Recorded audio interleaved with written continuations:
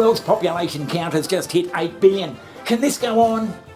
Yeah, Johnny, it's a bit of a worry, but there seems to be something afoot that may halt human production or reproduction altogether. Yeah, what's that? Low sperm count. Oh, Jesus. Yeah, low sperm count, Johnny. It seems these days there's going to be a hell of a lot of young dudes and older dudes getting around with their testicles not bloody performing. If you were assigned male at birth, in order to get your partner pregnant, you have to produce enough healthy sperm that are functional and able to move quickly to increase your chances of penetrating your partner's egg. Think of your testicles like a production facility. If there's a glitch in the system, you may have trouble with fertility. Yeah, they're not producing anything much anyway. It seems it's a worldwide trend that's been going on for a while, and if it keeps going on, there may be no sperm in the world by 2040. Johnny, have you got anything to back that up with? Well, I heard it on a video before. I couldn't find it to put it on here, but they said 2040. Yeah, so if you extrapolate that out, Johnny, if there's no bloody sperm in the world, there's none. No one's got anything. Not even one. I think they're going to have to come up with a new reproductive method. Among all the other events of the last few years, you might have missed this one. We turn now to male infertility, and we could be headed toward a crisis. And this morning, researchers are sounding the alarm after finding Western men are only half as fertile as they were just 40 years ago. Yep, a sperm Armageddon. Spermageddon. This is the fun name for the idea that sperm counts are falling precipitously. It made a big splash in 2017 following the publication of this study. These researchers reviewed hundreds of studies from 1973 to 2011. Big picture? They seemed to find a nearly 60% drop in total sperm count among men who live here, here, here, and here. 68%. That sounds pretty bad. Oh, I suppose that's bloody... I suppose that, yeah.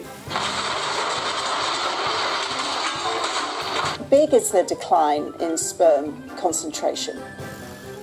Well, the decline is very significant, large, and continuing, and accelerating faster than we had expected. So basically, the number of sperm in a sample has decreased by slightly over 50% since 1972. Yes, of course. If you go look in the last since 2000, that rate has actually doubled compared to the decline since 1972. So it's a very sharp decline in sperm count and concentration over a relatively short amount of time as well. What's going on then? What's behind it? Well, it's complicated, like many things, and she doesn't know. That's, how much stress the man is under and how much alcohol he drinks and smoking and his diet and so on and so forth, if he's obese. Those are all things that can lower his sperm count. But on top of that, studies have shown that when the man is exposed to things that can affect his body's hormones, which we call endocrine disrupting chemicals, then this affects his sperm count. So Johnny, you were saying, what do I think, Johnny? I think the decline of sperm production started to happen way back there in the cavemen days. Cavemen? You're always on about cavemen, Johnny. Back then, Johnny, there would have been alpha males and all sorts of bloody stuff. Alpha males that would belt the living shit out of their beta males. And he was the one who tended to breed with the bloody women, or the females. So the question is, what happened between 300,000 and 400,000 years ago to produce Homo sapiens? And I think we have a pretty good answer now. And the answer comes from violence. And the story begins by focusing on this question. Why is it that in the human species, we are unique among all primates in not having an alpha male in any group, in the sense that What we don't have is an alpha male who personally beats up every other male.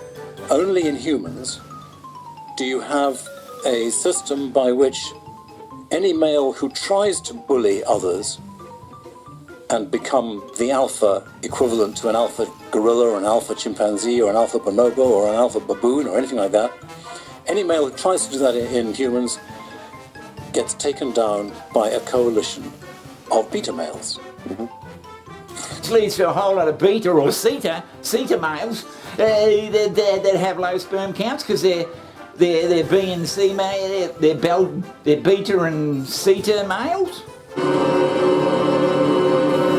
Alpha males that would belt the living shit out of their beta males, and he was the one who tended to breed with the bloody women, or the females, and he in turn would produce high sperm bearing sons. Wouldn't that stand to reason? So you got high sperm count alpha males, you're saying, breeding and producing offspring, that'll be high. That'll be high. Yeah, I mean, if you could do a bloody sperm count on Neanderthal man, an alpha Neanderthal man, for instance, I reckon you would have found that his balls would have been full of sperm.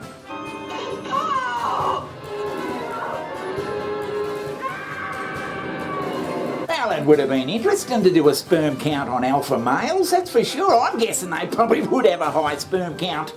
Now you combine that, Johnny, with the modern bloody day approach of young blokes having sitting around on the fucking couch, not doing much at all, let alone thinking about being an alpha male, you're gonna start getting bloody low sperm counts. I mean, young blokes are sitting around like this.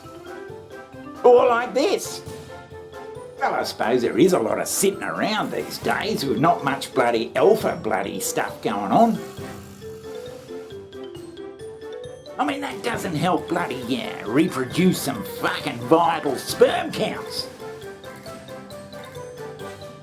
So, Johnny, are you saying a lot of bloody lazy bastards sitting around on couches and that all throughout the world, sitting around and getting stressed, going to work, just going to office jobs or whatever the fucking hell they're doing, that's leading to low sperm counts in itself? Is that what you're bloody insinuating?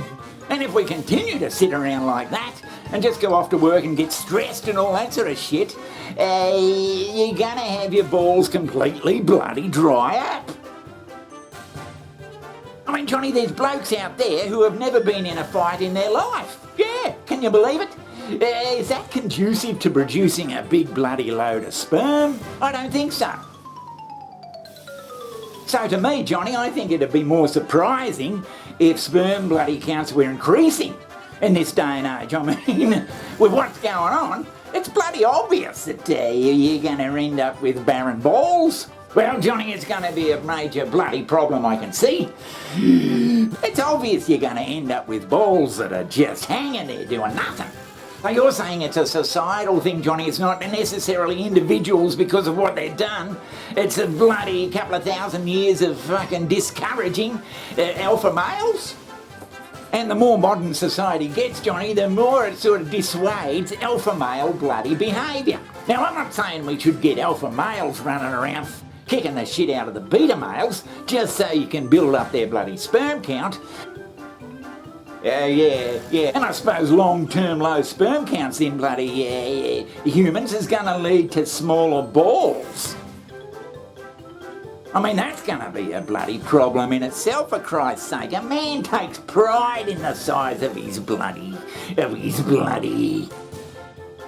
And whatever so-called cure they can come up with, Johnny, is going to take bloody generations.